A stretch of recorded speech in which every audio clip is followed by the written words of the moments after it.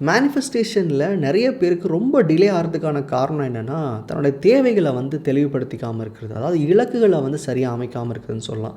இலக்குகள் அமைக்கும்போது நிறைய சந்தேகம் வருது. இல்லை இலக்குகள் அமைச்சதுக்கு அப்புறமா நான் அதை மாற்றிக்கிட்டே இருக்கேன். இல்லை எனக்கு வைக்கிற இலக்கில் எனக்கு ஒரு குழப்பமாக இருக்குது, இல்லை தயக்கமாக இருக்குது, எனக்கு அது கிடைக்குமான்ற நம்பிக்கை இல்லாமல் இருக்குது அப்படின்னு சொல்லுவாங்க.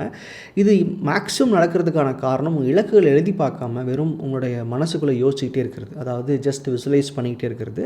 அப்படி இல்லாமல் முதல்ல உங்கள் இலக்குகள் எவ்வளோ இருந்தாலும் பரவாயில்ல, ஜஸ்ட் எழுதி பாருங்கள். அதை எழுதும்போது உங்களுக்குள்ளேயே ஒரு நம்பிக்கை வரும். இல்லை அது வேண்டான்னு தோணும், இல்லை அதை விட பெட்டரான விஷயம் சிந்திக்கலாமேன்னு தோணும்.